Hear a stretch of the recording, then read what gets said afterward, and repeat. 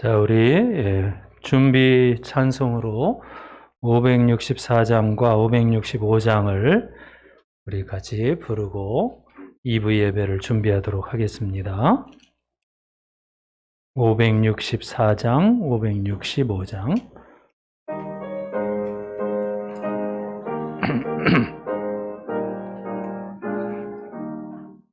예수께서 오실 때에 그 귀하신 법에 하나라도 남김없이 다 찾으시리.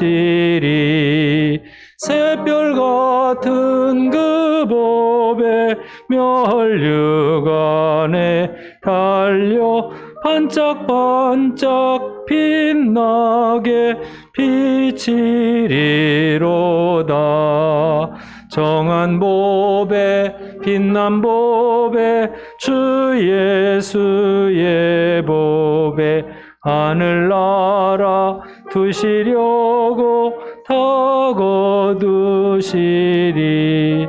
새별 같은 그 법에 멸류 안에 달려 반짝반짝 빛나게 비치리로다. 주를 사랑하는 아이 이 세상에 살 때 주의 말씀 순종하면 삼보배로 새별 같은 그 법에 멸류 안에 달려 반짝반짝 빛나게 비치리로다.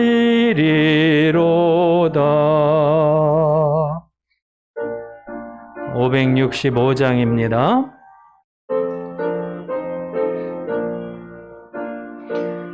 예수께로 가면 나는 기뻐요. 걱정 근심 없고 정말 즐거워. 예수께로 가면 나는 기뻐요. 나와 같은 아이 부르셨어요. 예수께로 가면 맞아주시고 나를 사랑하사 용서하셔요. 예수께로 가면 나는 기뻐요. 나와 같은 아이 부르셨어요. 예수께로 가면 손을 붙잡고 어디서나 나를 인도하셔요. 예수께로 가면 나는 기뻐요. 나와 같은 아이 부르셨어요. 1절 한 번 더요. 예수께로 가면 나는 기뻐요. 걱정 근심 없고 정말 즐거워. 예수께로 가면 나는 기뻐요. 저와 같은 아이 부르셨어요. 우리 다 같이 자리에서 일어나셔서 우리 나는 예배자입니다. 나는 예배자입니다. 이 찬양 부름으로 3월 14일 주일 리브 예배를 하나님께 드리도록 하겠습니다.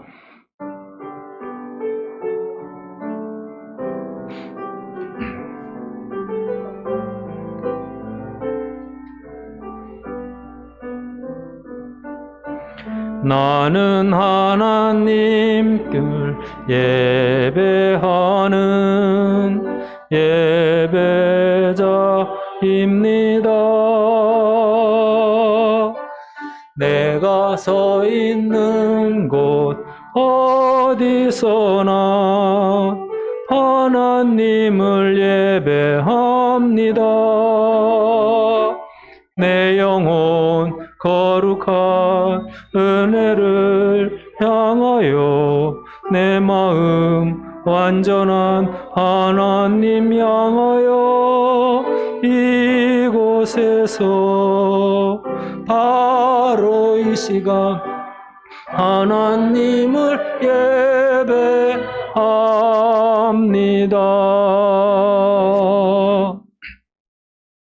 아버지께 참되게 예배하는 자들은 영과 진리로 예배할 때가 오나니 곧 이때라. 아버지께서는 자기에게 이렇게 예배하는 자들을 찾으시느니라. 하나님은 영이시니 예배하는 자가 영과 진리로 예배할지니라.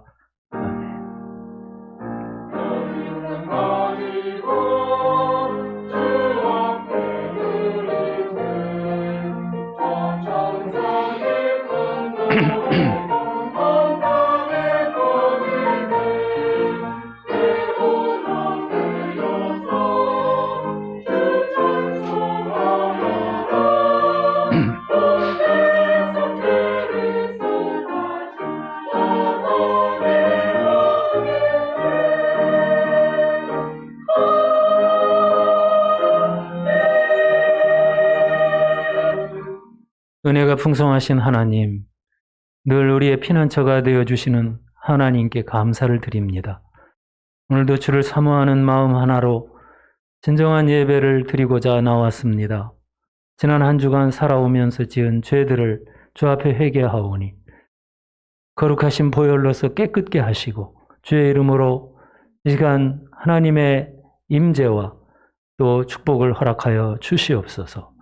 하나님, 사순절 기간을 보내며 우리가 고난의 주님을 기억하고 참으로 말씀에 순종하며 정말 늘 성령에 충만한 거룩한 삶을 살아가게 하여 주시옵소서. 오늘도 한 마음으로 주 앞에 나아가오니 아버지 은혜를 사모하는 모든 성도들에게 한량없는 복을 내리어 주시옵소서. 주 예수 그리스도의 이름으로 기원하옵나이다. 아멘. 사도신경합니다.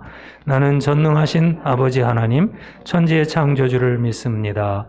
나는 그의 유일하신 아들 우리 주 예수 그리스도를 믿습니다.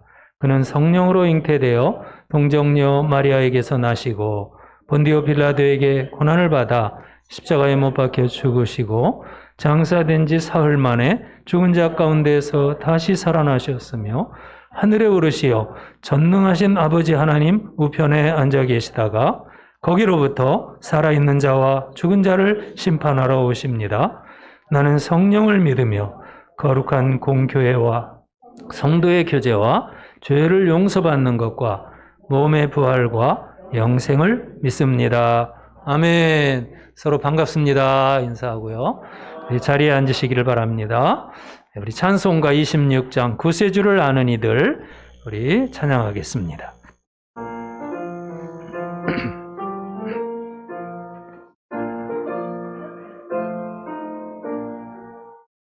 구세주를 아는 이들 찬송하고 찬송하세.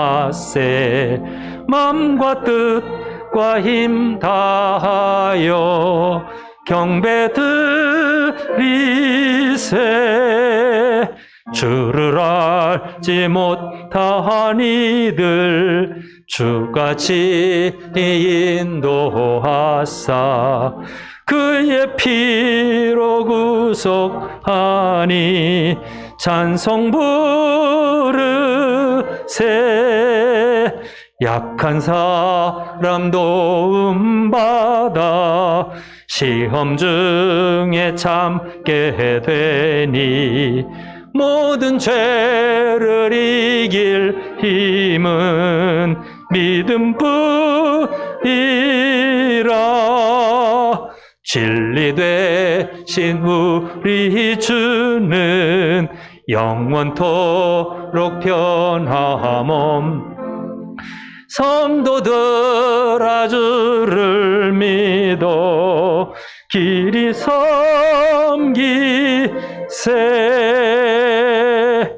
할렐루야. 우리 옆 사람 축복합니다. 서로 인사합시다. 예, 우리 서로 축복하는 그런 노래를 부르면서 축복의 시간을 가집시다. 축복합니다.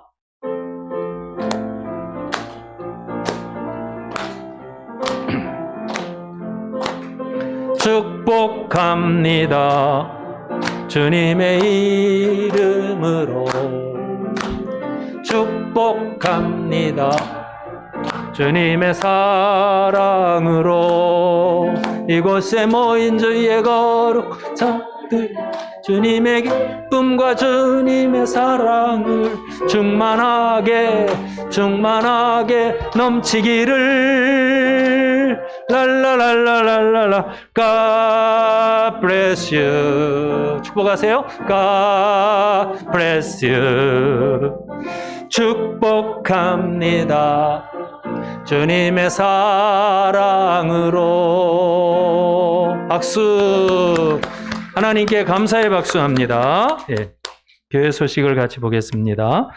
주보 8페이지를 참고해 주세요. 2021년도는 오직 여호와를 신뢰하는 한 해가 되기를 바랍니다. 예배는 이제 지금 현재도 2단계로서 3그룹 편성으로 예배를 드립니다. 다음 주일에는 주보에 약간 미스 프린트가 되어 있는데요. 9시 예배에는 3그룹이 나오시고요. 또 11시 예배에는 1그룹이 참여하셔서 예배하고요. 그 외에 2그룹은 영상 예배로 또 참여하시면 되겠습니다. 그 다음에 4번을 보면 종려주일이 28일인데 이 고난당하신 예수님을 특별히 이때 기억하고 묵상하는 그런 기간들을 여러분 보내시기를 부탁합니다. 7번을 잠깐 보면 교회 보수공사 광고가 나와 있는데요.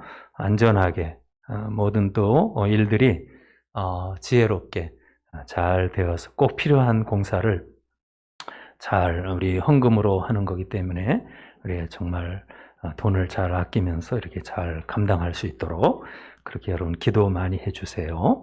8번에 보면 김재철 집사님 모친 우리 김영희 권사님 시어머님이신 김옥래 권사님 우리 장례식을 잘 마치게 되었습니다. 하나님 위로가 유족들에게 있기를 바랍니다. 그리고 또 우리 참여하시고 이렇게 위로하신 분들께 감사합니다.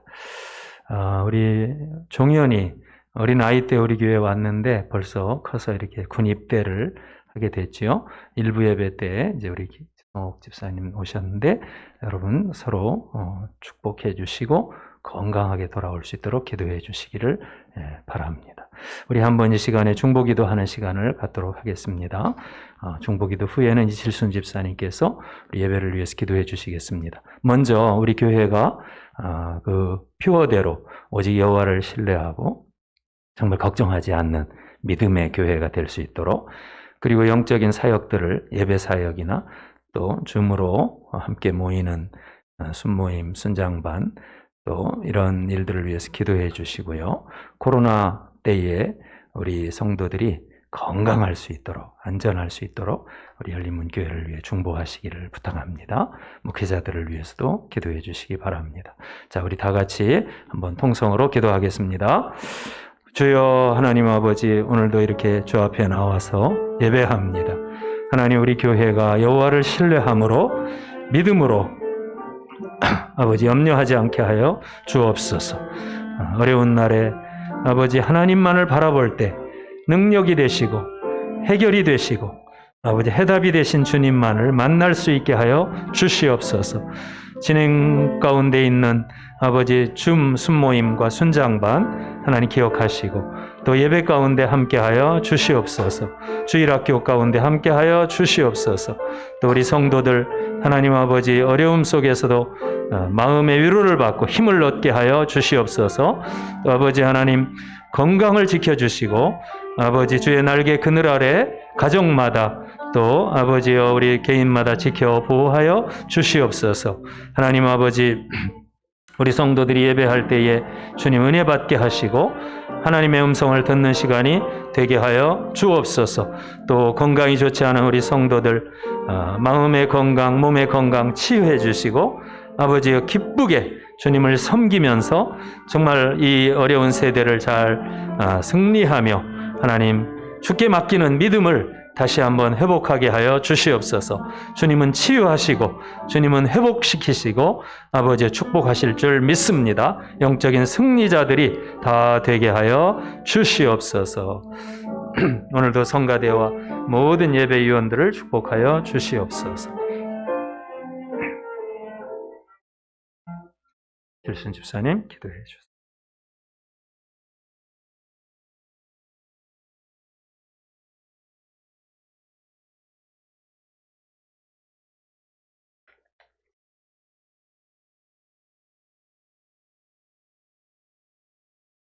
은혜와 사랑을 넘치도록 부어주시는 감사하신 아버지 하나님, 지난 한 주간도 코로나19와 각종 위험으로부터 피할 수 있는 길을 열어주심에 감사드립니다.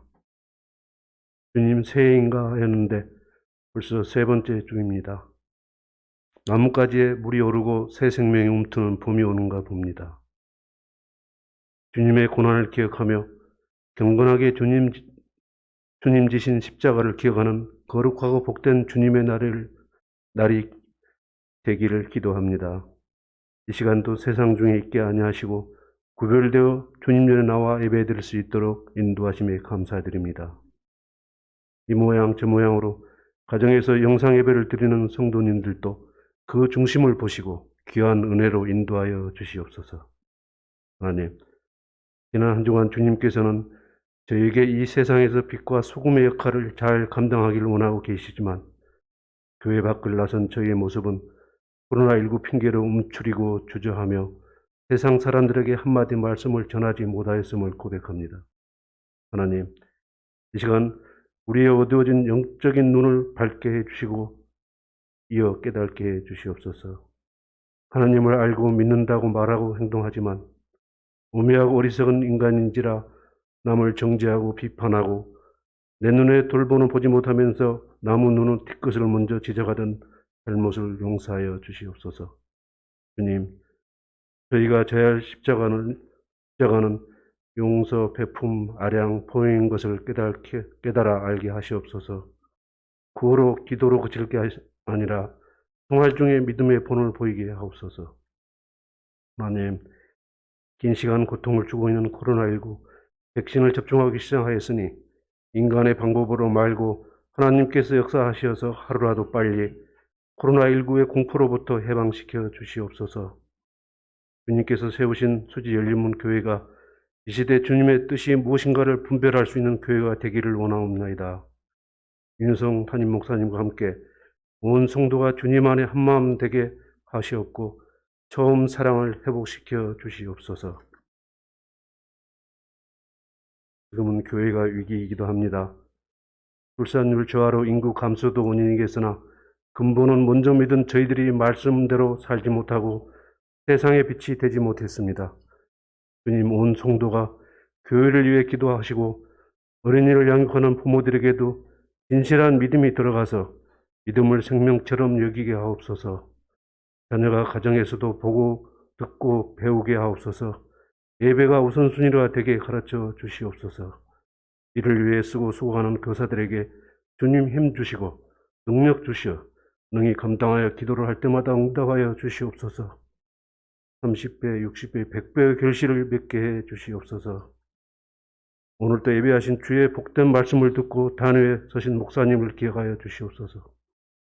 선포하는 말씀이 권세가 있으며 그 말씀이 믿어지게 하시오며 영적인 비밀을 깨달아 우리의 삶이 변화되게 하시옵소서. 냉랭한 가슴에 불이 붙게 하시옵고 말씀을 실현하는 살아있는 믿음이 되게 하여 주시옵소서. 이 시간 또 원치 않는 질병으로 고통당하는 성도에게 모든 질병을 주님 말씀의 권세로 이기고 승리하는 기적이 일어나게 하시옵소서. 모두가 합심하여 기도함으로 성령의 능력으로 병 고침의 역사를 체험하게 하시옵소서. 긴 시간 코로나 환경 속에서 오직 주님만을 붙들며 기도하면서 경제적 고난에서 벗어나고자 하는 주님 자녀들이 일일이 기억하시고 그들에게 용기와 지혜와 은혜를 베풀어 주시길 이 시간 간절히 기도드립니다. 이 시간 기도로 준비하는 할렐루야 성가대의 찬양을 기쁘게 받아 주시옵고 예배 가운데 성령님 임재하시어 가정에서 영상 예배를 드리는 성도님들이나 이 시간 출석 예배를 드리는 성도님들 모두가 은혜 받지 못하는 심령이 하나도 없게 하시옵소서. 주일 아침 사랑하는 우리 주 예수 그리스도의 이름으로 기도드립나이다.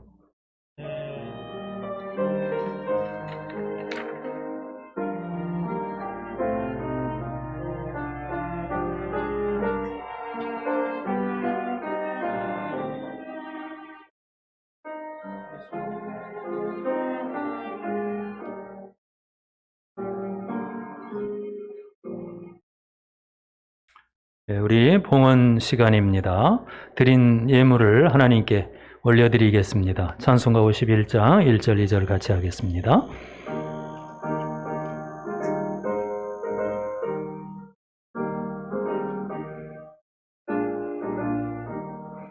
주님 주신 거룩한 날 기쁨으로 주 앞에 와 기도하고 찬양하며 주께 경배 드립니다. 내게 주신 귀한 물질 하나님께 드리오니 기뻐 받을 제물로서 연락되게 하옵소서. 내게 있는 귀한 것을 주님 앞에 다 바쳐도 주님 주신 큰 사랑엔 부족한 것 뿐입니다. 구원하신 나의 주님 그 신은혜 생각하며 온 맘과 뜻 다하여서 겸손하게 드립니다. 아멘.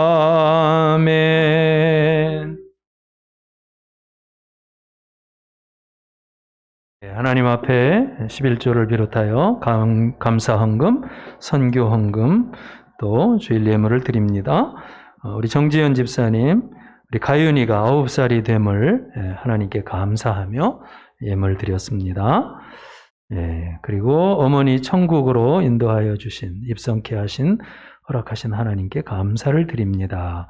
우리 김재철 집사님, 김영희 권사님, 장례 예배를 잘 마치시고 오셔서 예배 드립니다.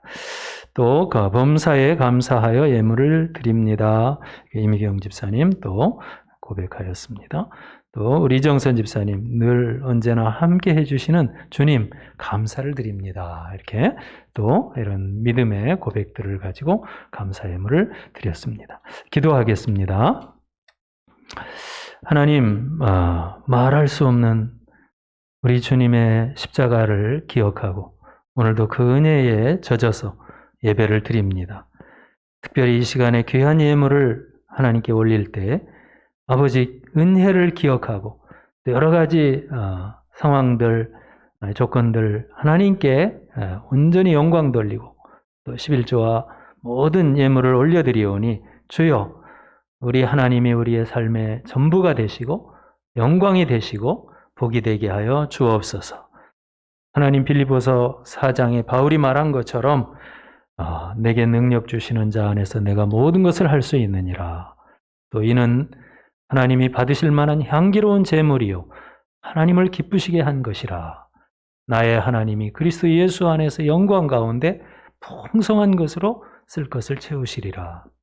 하나님 우리 성도들의 가정과 사업장들 또 여러 형편들 돌보아 주시고 상황과 모든 세계 경제를 넘어서서 정말 함께 하시고 역사하심을 알게 하여 주시옵소서.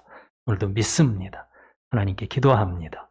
축복하시기를 바라며 거룩하신 예수님 이름으로 기도합니다. 아멘.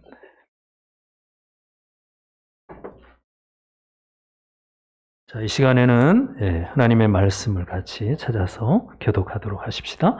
하나님 말씀은 이사야서 53장 4절부터 6절입니다.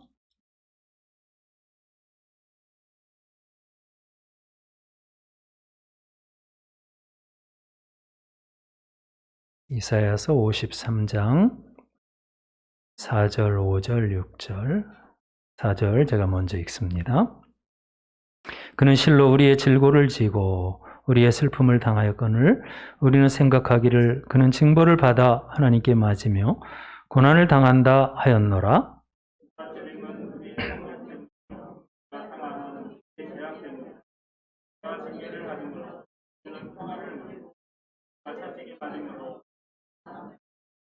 다 같이요. 우리는 다 양 같아서 그릇 행하여 각기 제 길로 갔거늘 여호와께서는 우리 모두의 죄악을 그에게 담당시키셨도다. 아멘. 이 시간에 할렐루야 성가대 찬양 올리겠습니다.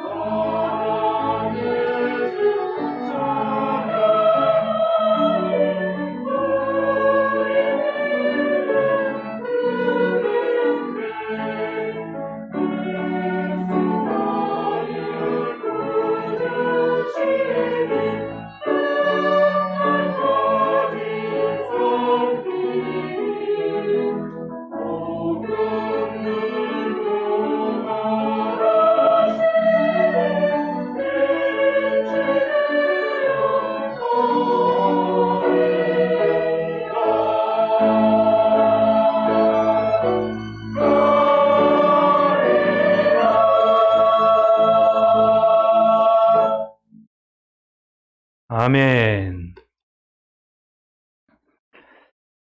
이제 우리가 사순절 예수님 고난당하신 기간을 보내고 있습니다.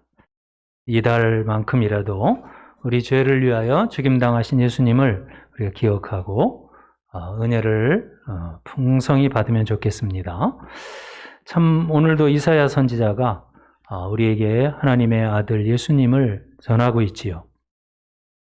여기에서 보면은 그라는 단어, 그분은 주로 메시아를 가리킵니다. 또 우리 이렇게 단어가 서로 대조되면서 예수님께서 특별히 그리스도 그가 하신 일들이 계속해서 나열되고 있지요. 그를 통해서 이제 그 한 일들이 그 우리의 참 죄악된 형편들을 처리하는 참 하나님 앞에서의 일들입니다. 그래서 우리가 이제 이 믿음을 가지고 참 감사하면서 보내야 하는 그런 기간이라고 봅니다. 안타깝게도 이제 그 당시에 이사야 당시에 유대인들도 이제 여기에서 우리라는 말 속에 들어가겠지요.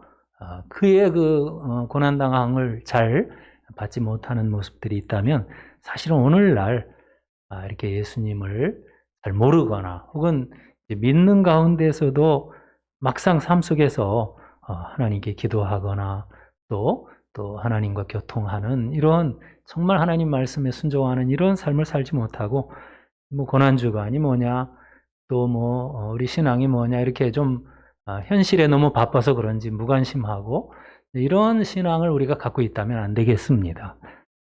우리가 다시 한번 이 고난의 기간을 통해서 참으로 우리의 신앙을 회복하는 그런 기회가 됐으면 좋겠습니다. 자, 오늘 말씀에 보면 그는 이렇게 말하고 있습니다. 그는 징벌을 받았다. 또 5절에 보면 그가 찔리고 또 우리의 허물 때문에 우리의 죄악 때문에 여러 고난을 겪는 것을 말씀합니다. 이런 내용들 속에서 이제 그 당시에 유대인들이나 오늘날 이 글을 지금 대하고 있는 사람들에게 좀 안타까운 것은 그들이 이 메시아를 오해하고 있다는 사실입니다. 그가 징벌을 받고 있다. 그렇게 말하고 있고 그가 이제 죄악을 대신하고 있다. 그런데 여기서 징벌을 받는다고 말한 것은 그 사람들도 이 죄에 대한 하나님의 다루심, 하나님의 이 처리하심에 대하여 알고 있다는 사실이에요. 이 세상 사람들도 은연중에 이 말들 속에서 드러나는 것처럼 잘못하면 죄를 받는다, 벌을 받는다, 이러한 의식이 있는 겁니다. 자, 여기에서 이제 우리가 하나 먼저 깨달아야 하는 가장 중요한 진리는 인간이 죄를 알지 못하면 참으로 이 메시아와 또 메시아를 보내서 우리를 구원하시는 하나님을 만날 수가 없다는 사실이지요. 여기서 우리가 그가 징벌을 당하고 있다. 막 그 엄청난 시련을 받고 있는 그를 볼 때에 징벌이라고 하는 이 표현은 바로 정말 신에 의한 어떤 인간의 이 벌을, 형벌을 지금 받는다. 이런 말들 속에서 우리가 전제되고 있는 건 뭐예요? 바로 인간은 무서운 죄인이다. 문제는 이제 그렇게 무서운 죄값을 받는 것에 대해서는 은연중에 다 알고 있지만은 그러나 그 죄의 문제에 대한 해결로서 정말 그들이 이 메시아를 그대로 수용하거나 또는 갈망하는 이런 심정으로 지금 말하고 있는 것 같지는 않아요. 이것이 이제 여기에서 안타까운 문제가 되겠는데요. 우리가 이제 조금이라도 죄에 대한 인식을 사람이 갖고 있다면, 자, 이 고난절기니까요. 왜 그 하나님에게 이렇게 메시아가 이 세상에 왔고 또 그 오셔서 한 일들을 보면은 대체로 인간의 이 죄 문제 때문에 말할 수 없는 이 고난을 당해야만 했을까? 그래요, 여러분. 이러한 죄에 대한 바른 깨달음, 즉 하나님과의 관계 속에서의 죄에 대한 발견이야말로 사실은 이 기독교 신앙의 어떤 열쇠와 같은 것이 아닙니까? 그 죄를 알지 못하는 사람들은요, 이 평생 가도 이제 이 신앙의 그 언저리에서 참 구원의 감격이나 은혜를 맛보지 못할 때가 많아요. 그러면 죄가 뭐냐, 도대체? 예, 그게 참 중요한 질문 같아요. 진짜 죄가 뭐예요? 우리는 여러분 사실 죄는 성경에서 말하는 죄에 대한 개념이 있고요. 세상에서 말하는 죄의 개념이 좀 달라요.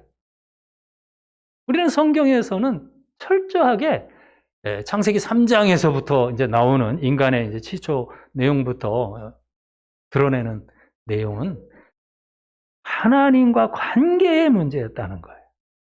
그래서 이제 성경에 나오는 죄라는 단어들을 제가 한 서너 개 이렇게 여러분에게 소개하면 금방 성경이 말하는 죄라는 개념이 이런 거구나. 이건 우리가 생각하는 것과 어떻게 다르구나. 이런 것들을 우리가 좀 깨달을 거라고 생각을 해요. 그래서 제가 주보에 있는 것처럼 여러분에게 이 대표적인 몇 개 단어를 소개합니다. 먼저는 제일 많이 나오는 하마르티아라고 하는 이 죄라는 이 단어는요, 표적에서 벗어남, 이런 의미를 갖고 있습니다. 표적에서 벗어남. 이거는 간단히 얘기하면 창조주 하나님의 이 지으신 어떤 목적이나 뜻을 벗어나 있다는 뜻이에요. 하나님이 전제되지 않고서는 이 단어가 사실 의미 없어요. 하나님은 어떤 목적을 갖고 우리를 지으셨다는 거예요. 또 두 번째 단어로 길게 하지 않고요, 아디키아. 이 말은 이제 그 레위기에 많이 나오는 이런 단어는 부정함이라는 뜻이에요. 부정함. 이 부정함이라는 단어는 그 뜻대로 보면 분리됨, 이것은 이제 떠남, 이런 의미를 갖고 있어요. 이 말도 사실은 거룩한 분으로부터의 이렇게 분리됨을 말해요. 다른 말로 하면 그분에게 속하지 않은 상태를 이제 자꾸 이렇게 아디키아라고 하는 부정함이라는 뜻으로 말하고 있어요. 역시 하나님과의 관계에서, 예를 들면 나병 같은 경우도 레위기에 많이 나오죠. 그것도 사실은 병 자체를 말한다기보다 어떤 인간에 대한 하나님의 이제 형벌로서 이렇게 보기 때문에, 그 사람들은 병에 걸렸다고 제사장이 진단을 하면, 여러분 읽으셨는지 모르겠는데 레위기 14장, 15장, 13장부터죠. 이렇게 보면 나병이 길게 나오는데요. 보면은 그냥 막 하루에 몇 번씩 사람들이 있으면 무조건 부정하다 이렇게 소리를 질러야 돼요. 그게 아주 의무예요, 이스라엘에서 그 당시. 그러니까 이제 하나님과의 관계에서 모든 걸 지금 말하고 있다는 뜻이에요. 그 의미는 이제 제가 그렇다는 뜻이에요. 그 다음에 이제 또 다른 단어 중에 파라비시스라고 하는 단어는 경계에 대한 침입, 그건 일정한 한계를 넘어섰다는 그런 의미를 갖고 있어요. 여기서 대표적인 이 죄에 대한 파라비시스의 뜻은 뭐냐면 신의 영역하고 인간의 영역을 이제 말하고 있다고 봐요. 네. 우리가 여러분 이제 하나님이 지으신 피조물이잖아요. 그죠? 우리는 믿죠? 예. 근데 창조주의 영역에 자꾸 범접하는 거죠. 예. 한계를 넘어서는 거예요. 그래서 이제 하나님과의 관계의 문제들이다. 여기서 제가 한 가지 잠깐 언급하고 넘어가고 싶은 것은, 이 사람들이 여러분 피조물 가운데에서도 어떤 영역 침입 같은, 영역에 대한, 경계에 대한 혼동이 일어나면 그것도 문제가 심각해집니다. 이것도 이제 하나님을 의식하는 가운데 되는 건데요. 예를 들면 인간과 이 자연과의 관계, 이런 나무나 꽃 같은 것이나 하늘이나 이런 것들하고 관계에서도 그래요. 왜냐하면 원래 하나님의 형상으로 인격적인 어떤 존재로 특별하게 지음받은 게 성경대로라면 우리 인간이에요. 그러니까 인간은 이런 자연물하고는 달라요. 근데 요즘은 마치 사람들이 자연으로 돌아가면 상당히 무슨 신성한 그런 영역인 것처럼, 마치 신앙이라도 갖는 것처럼 말하는 이 자연 종교가 뭐 동양의 자연 종교는 말할 거 없고 서양까지도 그런 사고방식이 많아요. 그러나 이것은 진짜 하나님의 형상으로 지음받은 우리 자신을 어떤 면에서는 모르는 무지나 모독하는 이런 짓이에요. 그건 정말 그 잘못된 경계를 여러분 오해하고 혼동하는 겁니다. 안 그래요. 우리는 여러분 창조물 가운데 특별한 영적인 지위 속에서 우리는 하나님과 통하는 자들이지. 그래서 우리 인간이란 혹은 인류라고 번역을 많이 하는데 그 단어가 뭐냐면 안드로푸스라는 단어 있죠. 안드로푸스라는 단어는 위를 보는 존재다. 그런 의미를 갖고 있어요. 처음부터 단어가 나올 때, 이 사람을 지정할 때. 그것도 하나님 뜻이 있다고 봐요. 여러분, 우리 사람이 자꾸 땅을 보는 그 기어다니는 그런 짐승들하고 같은 존재로 자꾸 스스로 생각하고 우리만의 그죠? 하나님과 관계하는 예배드리는 이러한 자기 존재에 대해서 여러분 무지하다면 이건 정말 이 경계를 잘 모르는 무지의 소치예요. 제가 죄에 대해서 많이 얘기하고 있는데 하나만 더 얘기하면 포네리아 이것도 많이 나와요. 이것은 이제 우리의 행위 속에서의 어떤 사악함이나 부패해서 이렇게 악한 행동하는 이런 부분들을 포네리아라고 하는데요. 이건 결과적인 얘기예요. 사실은 죄의 어떤 열매요 결과를 포네리아로 보는 겁니다. 자, 이 죄라는 것은 여러분 제가 지금 말씀드린 것처럼 하나님과 관계를 떠나서 생각할 수 없어요. 우리의 죄의 개념은 하나님을 사랑하라, 또 이웃을 사랑하라 이런 모든 계명들에 대해서 우리는 하나님의 말씀에 의지해 살지 않고 그 말씀을 불순종하는 그러한 것들이 죄가 됩니다. 여기에서 우리가 볼 수 있는 것은 이 죄는 다른 모든 개념들 속에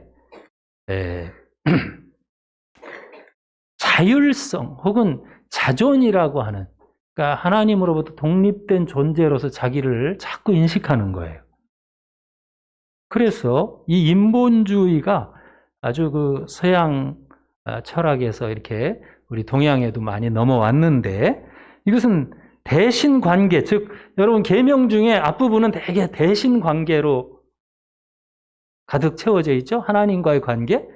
그 다음에 이제 대인 관계, 다른 사람들을 살인하지 말아라, 또는 뭐 간음하지 마라 이런 인간관계가 이제 그 뒤에 열매로서 오는 거죠. 그런데 이 대신 관계를 막 파괴하는 그런 이성적 이제 산업혁명 이후에 서양 같은 경우 사실 동양은 옛날부터 하나님을 모르니까 그냥 자연을 갖다가 신이라고 하고 그냥 절하고 뭐 그런 거 할 수 없다고 해도 서양 같은 경우는 안 그랬죠. 원래는 누구예요? 하나님을 정말 아는 존재였어요. 믿는 자들이었어요.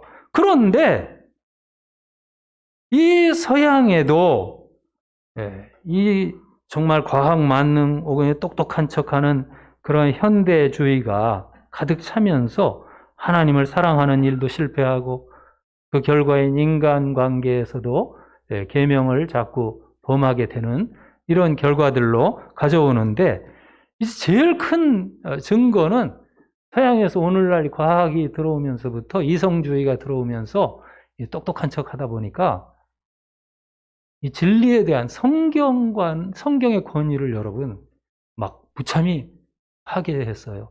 그건 자유주의라고 하는데요. 여러분들이 보면 옛날에는 그래도 하나님의 말씀을 두려워하는 기독교가 서양의 미국 같은 데도 많았는데 요즘 이제 너무 똑똑한 시대가 되다 보니까 아주 성경이나 이 그리스도의 권위나 이런 하나님이 우리에게 정말 특별 계시로 주신 은혜들이 다 무참히 지금 파괴되고 있습니다. 그러니까는 그 영향이 지금 한국도 사실은 잘 먹고 잘 살다 보니까 이게 정말 이런 게 다 깨져버립니다. 계명이 다 여기서 말하는 이제 하나님을 사랑하고 또 이웃을 사랑하는 이런 관계들이 다 파괴되고 그러다 보니 이제 도덕적인 삶에 대한 책임은 무거워지고 참 우리가 사람이 죄 짓고 편하지 않잖아요. 하나님의 이제 심판은 정말 엄중합니다. 그렇다 보니 정말 이 시대를 볼 때에 참 너무 안타깝지요. 자, 먼저 여러분 제가 말하는 건 죄를 바로 깨닫는 그것이 사실은 이제 어디로 가는 길이냐면 이제 하나님을 아는 거예요. 이게 이제 악순환이 되면 안 돼요. 우리가 자기를 모르면 하나님도 모르게 되고, 하나님을 모르면 자꾸 또 자기를 또 하나의 신으로, 이 사람이란 존재가요, 무언가를 숭배하는, 왜냐하면 우리는 위를 보는 하나님을 의식하는 이런 존재로서 처음부터 지음받았기 때문에 자꾸 우상을 숭배합니다. 자기가 우상이 되거나 뭐 돈이 우상이 되거나 인간이 자꾸 그래요. 악순환에 빠지는 거죠. 그때에 정말 우리로 하여금 말할 수 없는 은혜를 통하여 이제 하나님께 나갈 수 있는 길이 되시고 정말 문이 활짝 열린 겁니다. 그가 바로 오늘 우리가 읽은 우리의 죄 문제를 이 땅에 친히 오셔서 이제 처리하시는 바로 그 메시아가 오는 겁니다. 자, 여러분이 어떤 분이 일부 예배에 잠깐 대화를 하는데, 목사님, 수요 예배에 참여하면 참 은혜로운데 이사야서가 너무 어려운 것 같아요. 이사야서를 읽고 계시대요. 근데 참 읽어보니까 너무 어렵다 그래요. 제가 그 말을 했어요. 다른 건 다 몰라도 되니까 이사야가 예수님을 예언하고 있다는 것만 잘 발견하고 예수님에 대해서 잘 믿으면 된다. 사실 이사야가 온통 관심이 어디 있냐면 예수가 바로 그 메시아, 정말 예언한 우리의 죄값을 치르는 바로 그분으로 오셨다는 그 사실을 하여튼 처음부터 얘기하는 겁니다. 여러분 발견하셨죠? 네. 오늘 말씀에서 보면 그가 이렇게 이제 정말 이 죄값을 당하는 여러 가지 행위들을 보면서 우리라는 존재를 말하고 있어요. 바로 우리의 것을 그가 겪고 있다는 거예요. 우리가 하나님과의 관계에서 이 박살이 난 이 정말 근원적인 죄에 대하여 메시아는 그 문제를 여러분 하나씩 정말 다 이 땅에서 당함으로써 이제 그가 여기 보면 질고를 지고 슬픔을 당하고 그가 맞고 그가 고난을 당하고 찔리고 또 상하고 하여튼 그가 채찍에 맞고 하여튼 우리 죄인이 당해야 하는 것들을 이 대표적인 단어들을 통해서 그라는 메시아를 소개하고 있어요. 근데 이 메시아가 누구냐? 이제 여러분들이 그 부분을 발견하는 것이 바로 이사야서를 읽는 목적이 되는 거죠. 우리가 여러분 이 신앙생활을 오래 해도요, 하나님을 믿습니다, 이런 또 예배를 드립니다 하면서도 사실은 예수님하고 못 만나는 경우가 많아요. 이 신적인 어떤 존재에 대해서는 굉장히 두려워하고요. 또 이제 인간의 그 어떤 본성 속에도 이 종교성이 있어요. 종교성이 동양이고 뭐 서양이고 다 종교성이 있어요. 근데 그런 차원에 머물면 안 돼요. 우리 그러면 구원에 이르지 못해요. 메시아를 발견하는 것이 축복입니다. 그런데 그러면 그 메시아가 누구냐? 그가 왜 이런 말할 수 없는 채찍과 고난과 찔림과 여기서 십자가를 말하는 거죠. 이런 일들을 겪으시면서 당하셨느냐? 여기서 이제 이사야도 그 많은 사람들을 말하면서 유대인들이죠, 그 당시에. 그들은 막 말을 해요. 저 사람은 징벌을 받으니까 그런 일을 당하고 있다. 근데 이거에 대하여서 나중에 여러분이 잘 알듯이 다음 주에 더 나오겠지만 빌립 같은 집사가 가보니까 어떤 사람이 이걸 읽으면서도 그가 누군지를 모르고 있다는 거죠. 많은 사람들은. 이 시대에도 그런 것 같아요. 자, 여러분, 무서운 이 죄의 문제를 발견한 사람들은 그 다음에 하나님 앞에서 메시아를 발견할 수밖에 없습니다. 그러지 않으면 인생의 해결이 되지를 않아요. 왜? 이 메시아는 우리가 이제 복음서에 와서 혹은 신약 성경에 와서 예수 그리스도를 증거한 내용들을 보면 예수님께서는 우리와 같은 사람이 되신과 동시에 그의 신성들이 막 증거됩니다. 그의 행위를 통하여, 그 말씀을 통하여. 특별히 이제 예수님과 함께했던 이제 제자들 가운데 예수님의 신성 혹은 무죄함에 대한 많은 증거들을 합니다. 요한 같은 제자는 요한 1:3 5절에 그에게는 죄가 없느니라 이렇게 선포를 하고, 제가 몇 구절만 얘기할게요. 고린도후서 5장에 한번 같이 읽어봅시다. 고린도후서 5장을 찾아보세요. 바울 사도는 뭐라고 말하느냐?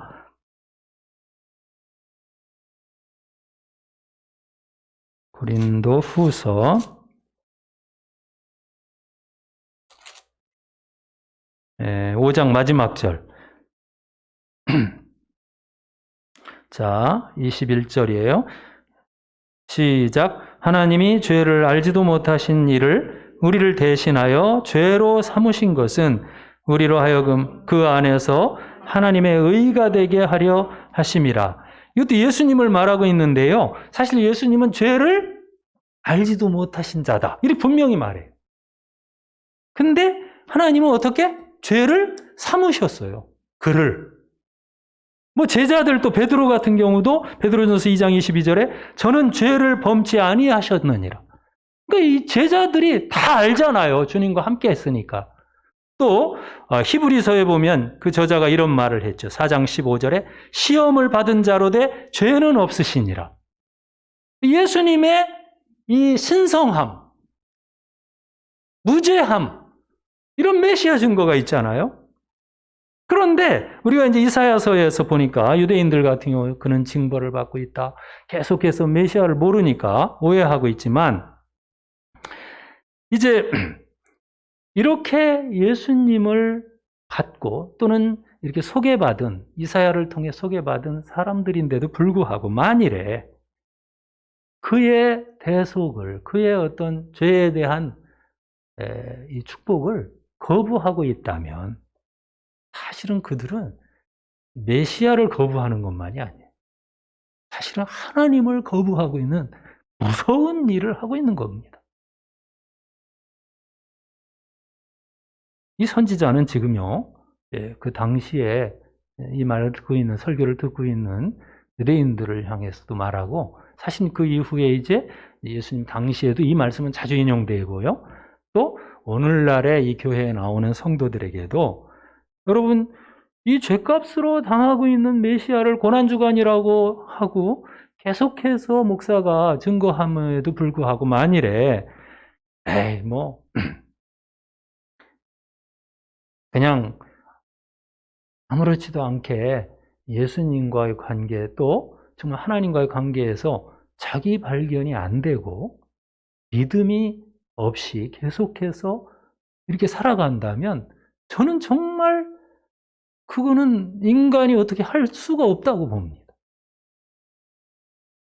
우리는 여러분 좀 이 기회에 집중을 해서요. 우리를 위하여 메시아가 지금 한 그 일들을 하나씩 뭐 이 귀절들을 많이 읽을 필요도 없어요. 네? 우리가 3구절, 세 구절을 읽었듯이 좀 생각하면서 이 이사야나 혹은 복음서를 통해서나 우리 주님에 대한 이 증거들을 좀 깊이 받아들여서 이 죄인들로서 우리가 하나님 앞에 심판받는다는 이런 상황과 함께 바로 우리의 죄값을 짊어진, 대속한 그 메시아를 십자가에서 발견하는 이 은혜가 있기를 바라요.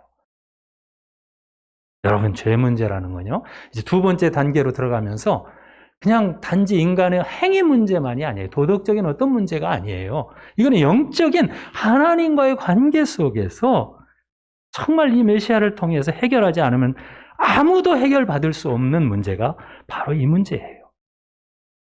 여러분, 중요한 한 가지로서 우리가 죄가 뭐냐 이것을 이제 생각을 함과 동시에 정말 이 메시아에 대하여 참 깨닫고 또 은혜를 받는 것은 정말 이 인생의 사활의 문제가 된다고 봅니다. 뭐 그 사람은 안 믿고 나는 믿고 뭐 이런 어떤 눈에 보이는 그런 정도가 아니에요. 이거는 정말 우리 앞에 있는 천국과 지옥의 문제, 영원한 우리의 인생의 문제예요. 우리가 양심으로 율법 앞에서 하나님 말씀 앞에 정말 죄를 깨닫는 은혜가 있기를 먼저 바라고요. 그런데 아무런 자격 없는 나 같은 자가 이 메시아의 모든 행위들을 또 메시아의 말씀을 믿는 가운데에서 이제 어느 날, 야, 그 은혜로 내가 속죄를 받았구나. 예수님은 속죄양이었거든요. 이스라엘의 죄를 대속해서, 대신해서 완전히 이루신 거예요.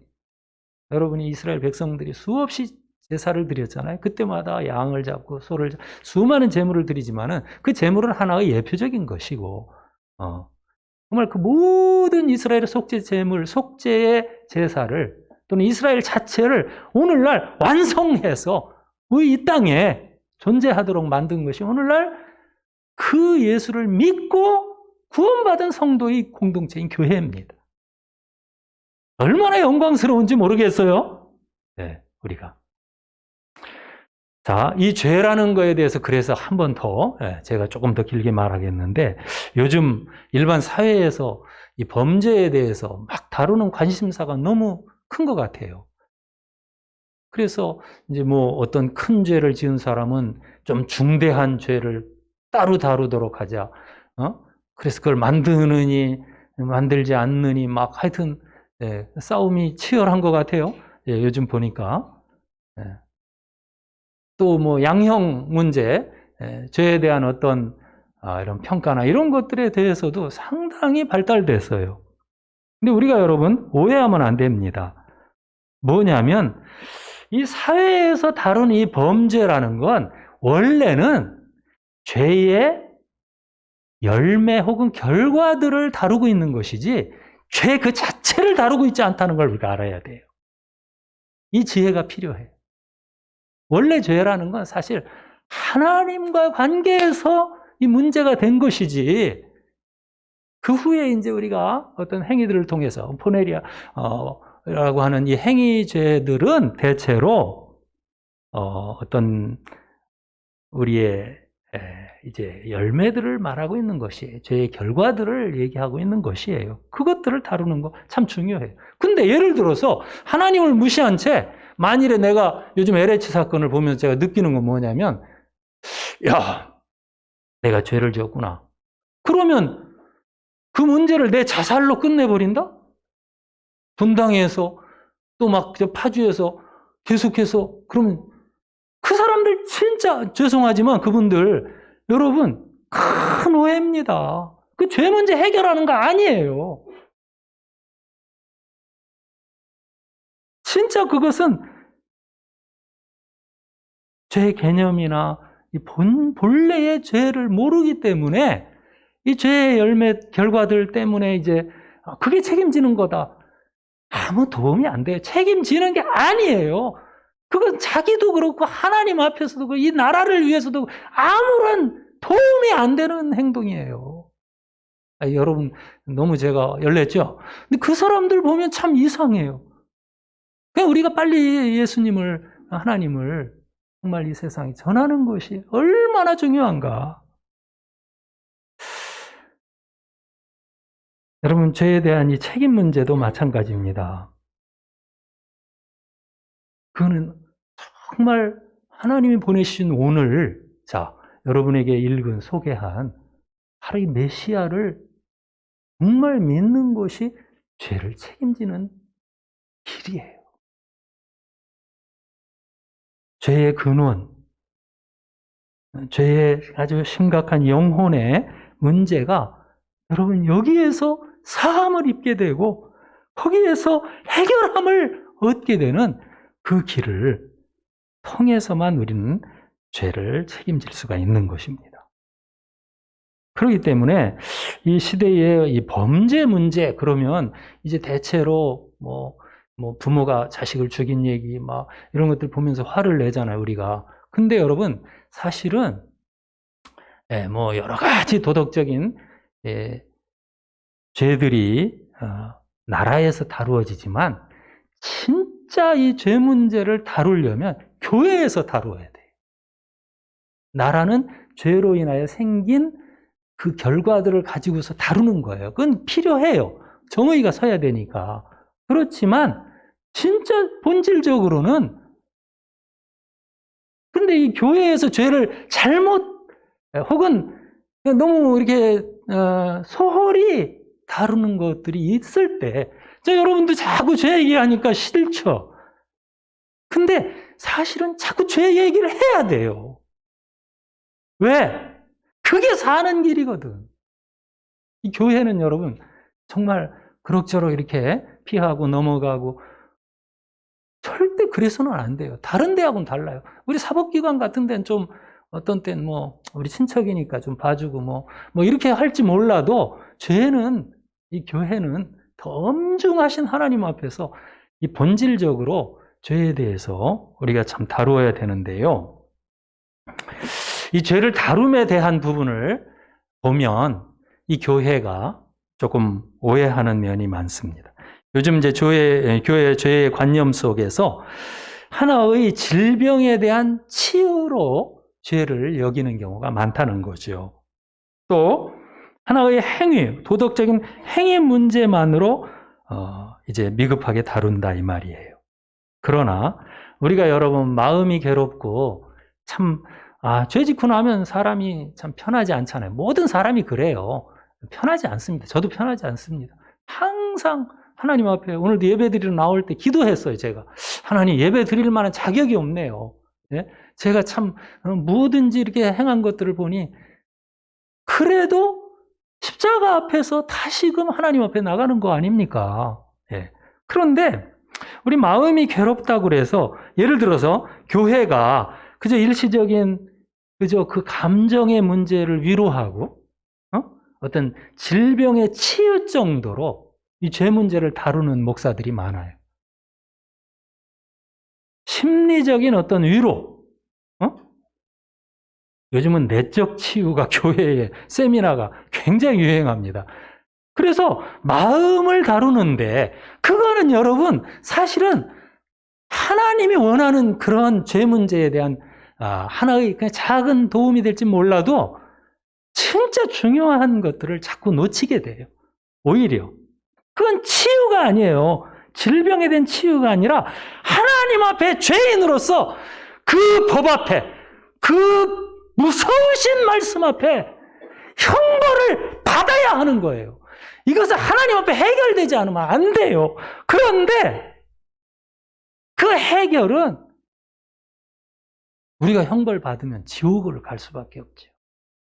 그러나 우리가 오늘 증거한 것처럼 메시아께서 죄의 형벌을 받고 있다는 바로 그것을 발견하는 것이, 그래서 예수님을 믿음으로써 그죠? 이 깊고 깊은 이 죄의 근원적인 문제가 해결되는 것입니다. 어떤 감정에 일시적으로 이제 우리가 마음이 막 좋지 않으니까 그런데 굉장히 관심이 많아요. 내적 치유 같은 걸 하면은 굉장히 좋아합니다. 사실 교회에서 그런 세미나를 하면 저는 그걸 안 해요. 왜냐하면 이 복음을 흐릴 수가 있어, 잘못하면. 우리 교회는 그런 치유 세미나 이런 거, 그런 강사 이런 사람 안 해요.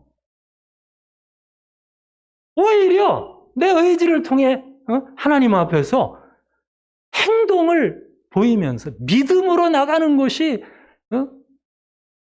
어떤 결단하는 그리고 행동하는 이런 신앙들이 중요한 거지, 일시적으로 여러분 마음을 이렇게 위로해주고 좋은 말을 통해서 참 격려해 이런 정도로서 우리가 여러분 교회가 하나님의 그런 은혜를 받을 거라고 생각하면 오해입니다. 물론 이거 도움이 돼요. 그래서 참 어떤 면에서는 좀 약간의 위로의 사역이나 이런 것들이 필요할지라도 자칫 하나님의 무서운 의와 형벌을 우리가 여러분 이런 것들로서 이렇게 때우는 식의 그런 신앙 생활을 하다가 보면 이 습관이라는 게 무섭습니다. 하나님 앞에 승리하는 정말 예수님을 통해서 놀라운 구원을 받는 이것을 알지 못할 수가 있어요. 오랫동안 교회 다녀도. 그 습관이라는 게 무서운 거예요. 신앙 습관 잘 길러야 돼요. 제가 어떤 책을 하나 얼마 전에 읽었는데 그리스도 없는 기독교 이런 제목이에요. 아주 유명한 책입니다. 제가 꼼꼼하게 좀 읽었는데 지금 다 생각이 나진 않아요. 그걸 또 다시 읽자니 너무 두꺼운 책이라서 그냥 제목만 이렇게 쭉 보니까 참 교회는 교회요, 그리스도가 없다는 거예요. 그래 도덕적인 생활 혹은 심리 치료적인 이런 신앙 생활, 또 어떤 면은 복음 속에 주 메시지가 이제 미국에서 난 책인데 조엘 오스틴의 뭐 긍정의 힘, 또 잘 되는 나, 이런 책에 말하는 아주 그 일종의 복받기 위한 그런 기독교. 우리나라로 하면 조용기식의 이 삼박자 축복, 뭐 이런 것들을 통해서 참 우선은 좋은 이런 것들을 원하는 거지요. 또 뭐 그 외에도 편안한 종교 생활을 말하는 또 처세술로서의 기독교, 또 관상기도, 촛불 켜고 거기서 이제 뭔가 일시적으로 좀 위안을 얻는 그런 기도 생활, 다양한 것들이 많이 나오는데요. 여러분, 한마디로 말하면 이분 얘기는 이 호킹 박사인가요? 이분이 한 얘기는 그리스도가 증거되지 않고 있는 그런 설교나 그런 기독교 신앙은 가짜일 가능성이 많다는 거예요.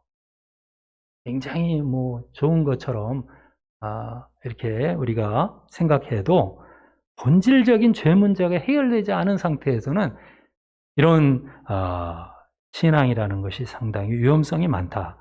이 메시아에 대한 증거를 우리가 이제 2021년도 고난주간에 우리가 듣고 있는데, 말씀을 이제 요약한다면 어떤 인간적인 위로 또 축복을 받는다는 이런 약속들, 이런 것들보다는 정말 우리 죄에 대한 바른 깨달음과 죄에 대한 책임, 이런 것들에 대해서 메시아와의 관계를 바로 깨닫는 성도가 돼야 한다는 것이죠. 오늘 메시아가 한 일들은 그가 찔림은, 그가 상함, 그리고 십자가로 가고 있죠. 53장 전체를 보면 채찍에 맞고 또 찔리고 이런 것들은 다 십자가 가는 과정들을 우리에게 보여주고 있는데요. 찔린 것은 우리 죄 때문이래요. 상한 것은 우리가 받아야 할 형벌을 대신 받은 거래요. 이게 바로 예수님 아니고 누굽니까? 이 메시아를 여러분 발견하셨습니까? 이스라엘의 제사의 제물들을 완전히 성취하셔서 우리를 위하여 완전한 제물이 되시고 제사를 이루신 바로 그분을 사랑하는 여러분, 다시 한번 이 기회에, 이 고난주간에 발견해서 우리 예수님에 대한 정말 절대적인 타협 없는 그런 고백 속에서 신앙생활 하시기를 축원합니다. 여러분, 죄로 인하여 형벌이 이제 가해지는 것을 예전에 이제 앞에 4절에서는 그가 징계를 받고 있다. 즉 하나님한테 잘못돼서 자기 징계를 받고 있다고 생각했던 사람이 여기에서는 뭐라고 말해요? 그가 다른 사람들을 위하여 지금 당하고 있는 것으로, 다시 말하면 속죄양의 그런 주님으로 점점 발견하는 것을 봅니다. 자, 6절을 같이 읽어봅시다. 시작.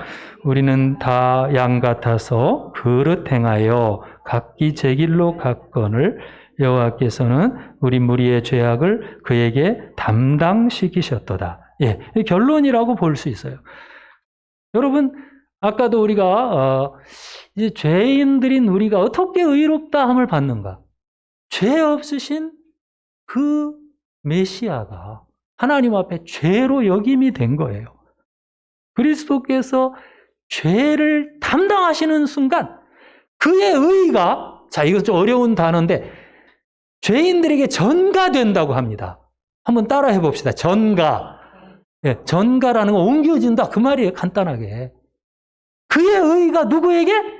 죽을 죄인들에게, 권사님들에게, 집사님들에게 옮겨져요. 할렐루야.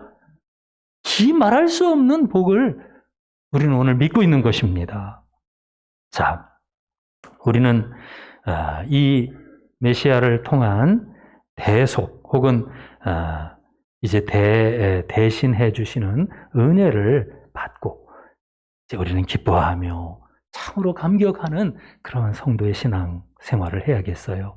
이분을 알 때 정말 우리는 날마다 사시는 죄에 대해서만큼은 더 하나님 앞에 민감하게 회개하는 성도가 되고요. 아울러서 우리는 일상 삶 속에서도 그 은혜의 빚을 조금씩이라도 정말 나타내고자 용서도 더 좀 하기를 힘쓰고 또 남들에게 관심도 기울이고 주님의 길을 따라가는 것입니다. 여러분, 이 십자가의 은혜가 이제 이 고난주간 이 달을 보내는 성도 여러분들에게 충만히 나타나서 우리는 세상의 빛이라, 그죠? 그런데 정말 가만히 있어도 빛은 비추는 거예요. 그죠? 하나님의 성령이 여러분을 통해서 정말 세상 가운데 빛이 되시고 소금이 되는 역사가 충만하게 되시기를 축원합니다. 기도하겠습니다. 하나님, 이 고난의 종이 오셔서 정말 대속의 놀라운 역사를 이루신 십자가를 기념하는 또 이 달입니다. 하나님, 우리가 먼저는 우리가 누구인가 이 무서운 하나님 앞에서의 죄를 발견하게 하여 주시옵소서. 하나님, 정말 아버지의 억만 죄악으로 영원히 지옥에 떨어질 수밖에 없는 우리 자신을 십자가 앞에서 발견하고 철저하게 회개하며 정말 하나님의 아들을 붙잡는 시간들이 되게 하여 주옵소서. 또한 아울러 아버지 주님의 그 은혜와 그 사랑에 감격하면서 정말 예수 믿는 것도 예수 이름을 온 세상에 자랑하면서 아버지 은혜를 정말 아는 삶을 살게 하여 주옵소서. 때로 교회 오래 다녔는데도 불구하고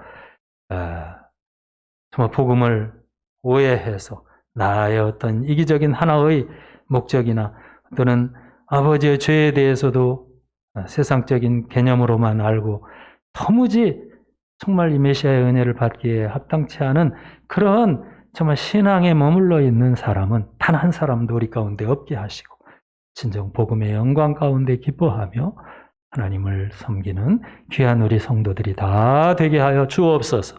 감사하고 예수 그리스도의 이름으로 기도하옵나이다. 아멘. 자, 우리 찬송가 주의 피로 이룬 샘물 같이 찬송하겠습니다. 266장 주의 피로 이룬 샘물. 주의 피로 이룬 샘물 참 깊고 넓도다. 아멘. 구원하는 그 신능력 다 찬송할지라.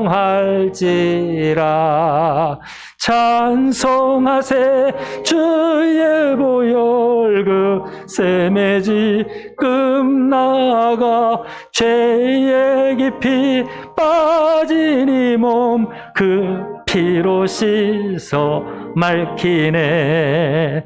죄악 세상이 힘으로 거룩한 길 가는 나의 마음 성전 삼고 주께서 계시. 할렐루야. 찬송하세 주의 보혈 그 샘에 지금 나아가 죄의 깊이 빠진 이 몸 그 피로 씻어 맑히네. 할렐루야.